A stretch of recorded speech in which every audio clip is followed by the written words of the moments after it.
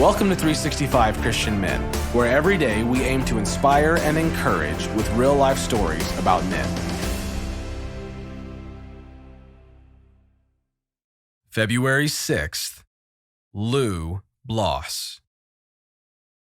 Lou is a man with wide-ranging experience. He is a U.S. Army veteran and an award-winning journalist who has published everything from minor league baseball news to Christian devotionals to how to write a textbook. Lou owns Lou Bloss Media, which provides marketing, advertising, and publishing for the restaurant industry. And Lou is a man with a great sense of humor. He can keep a straight face while he boasts about his bowling average of 132. But of course, that sense of humor doesn't mean Lou's life has been all ponies and firecrackers. Here's his story. Real courage calls you to stay the course. Answers will come.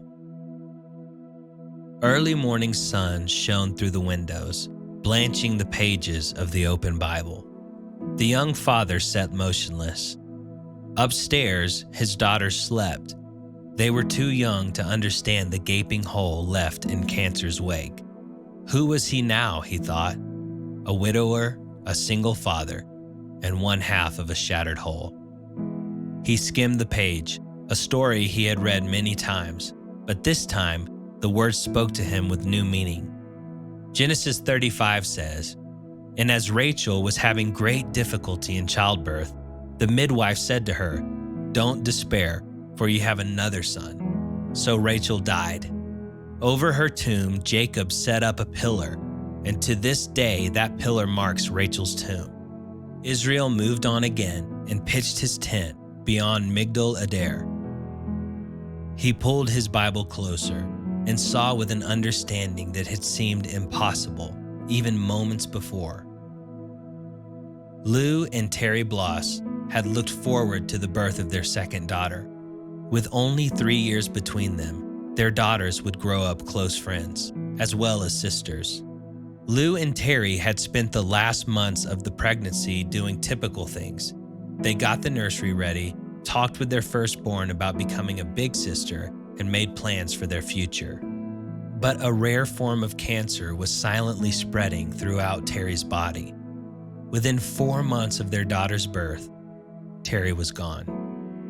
Lou said, "I had these expectations of happily ever after, but life didn't work that way." The weeks and months following Terry's death were the most difficult of Lou's life.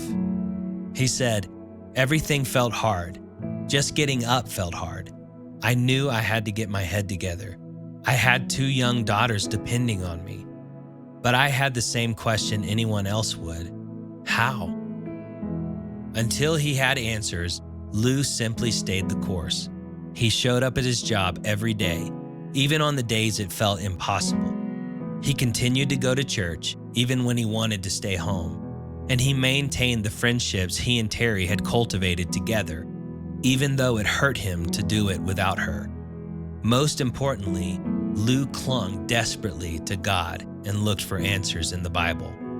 Daily reminders of God's love, the kindness of his co-workers, the support of his friends, these comforted him.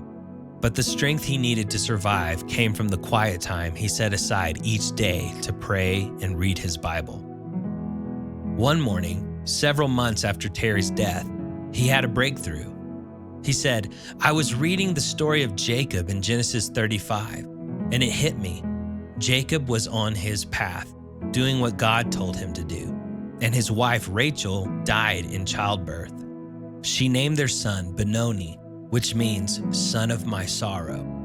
But Jacob renamed him Benjamin, which means son of my right hand. He didn't want to constantly dwell on the sorrow. He wanted to dwell on the good. Jacob buried Rachel. He grieved her and memorialized her, remembered her. But he also moved on and continued with what God had called him to do.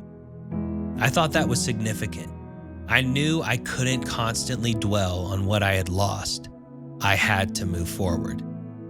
The more I thought about it, I realized moving on with my life was an act of faith. Lou believes this same process, grieving and then moving on in faith, applies to many of life's difficulties. He says, for all of us, something drops into our lives unexpected. We get fired, get hurt, we lose someone. Things happen. Some people get kicked down the hill and don't get back up. You have to get back up. Are you facing difficulties in your life? Take a moment and write out something you could do today to move forward. Real courage calls you to stay the course. Answers will come.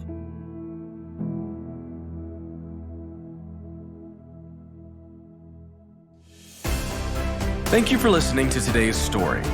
Every day of the year, our hope is to inspire you with real-life stories of faithful men who have gone before us.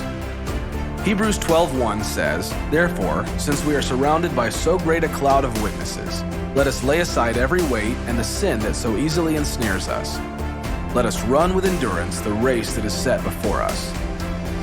Join us tomorrow for another story at 365christianmen.com.